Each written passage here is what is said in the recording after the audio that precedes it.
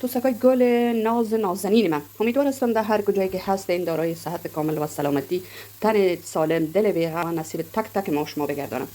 دوستای عزیز، گل قند نبات من امروز شال ناز میتونم ببینین.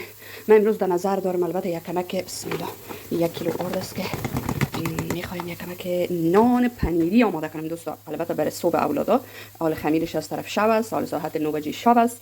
برای فردا برای فردا بخیر ان شاء الله اگر خواست خداوند باشه یک ظرف نان پنیری آماده میکنیم و 2 عدد ماستکاست که داخلش میندازیم، 1 قاشق کم روغن است، نمک است، خمیر مایه هست. اینا همش یک قاشق اضافه میکنیم دیگه. زیاد نمیخوایم فیلم طولانی شه، ایره که کل ما میدانیم باید در خمیر خود همیشه خمیر مایه اضافه کنیم. خمیر مایه اضافه میکنیم به اندازه قدر ضرورت، پولی اضافه میکنیم. خمیر مایه خود خانه و کل ما شماست. باشه که نمک اضافه میکنیم.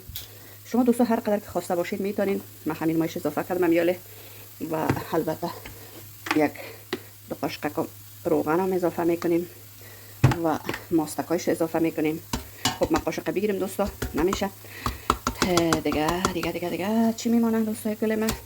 خب ماستشان شد. ما دوستا دیدین اینا تو کارام میشه آشپزی.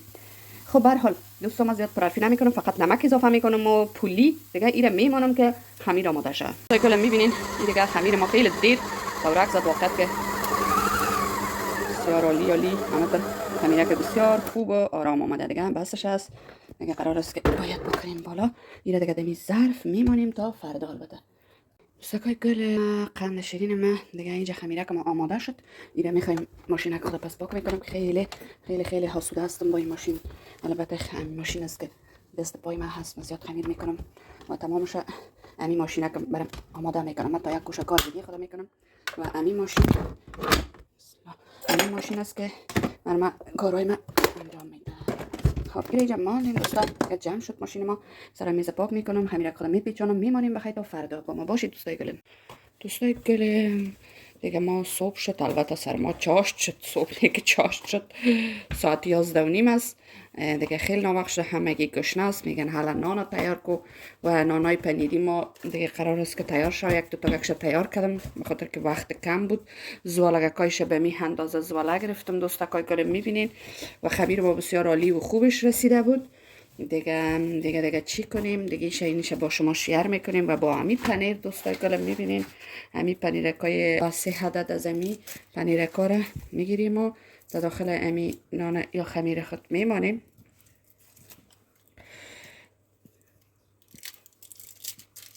دوستای گل بسیار طعمش مزه‌دار میه. البته ایره ما در یک رستوران ترک است که هر زمانی که میریم دور از دلتان کباب خوردن، باز یک افغان خود ما همین قسم نان پنیری رو بر ما آماده میکنه با کباب میاره. یعنی عزیزا باور کنین که طعم از دیگه اصلا دیگه طعم بسیار مزه خاص داره و باز با کباب که بخوری به دیگه بیخی مزه داره. خب خیلی من همیشه داخل همین نان چی میکنم که برای پختن بولونی ماست. ما همین سرخانه خود هموار کردم و همین کارا شروع کردم دیگه. البته عزیزا این میره به این شکل کلش هموار میکنیم بالای همین خمیر و 1 زوالگه که خورده دیگه ایران بالای از قرار میدیم به این شکل و زوالگه کا نگفتن نمونه به این اندازه باشه و این خاطر خاص هر قسم که خودتون خواسته باشین میتونین که داخلش بانین لور کنین، جمع کنین، اثر دوباره زواله کنین و اگر به این شکل هم کنین بهترتر است دیگه. بازی را با همین آچگاز یک کمک هموار میکنیم داخل تاوه قرار میدیم. با ما باشین عزیزا. دوستا میبینین هنا 1 عدد، البته 1 عدد نام خدا چند دانه نانای پنیری ما آماده شده.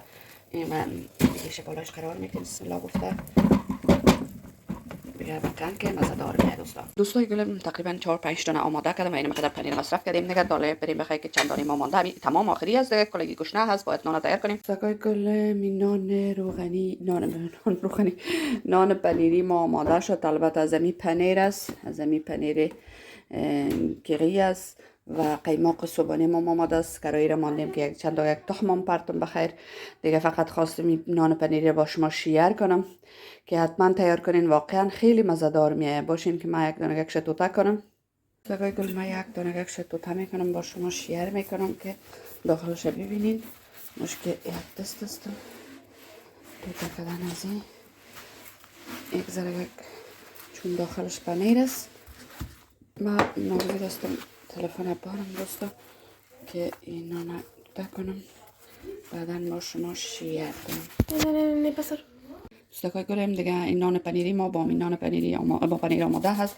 یک دانه ککش توته کنم با شما شیر کنم که شما ببینین داخلش واقعا که خیلی حالی میبینین و بسیار یک طعم مزه خوبه میده.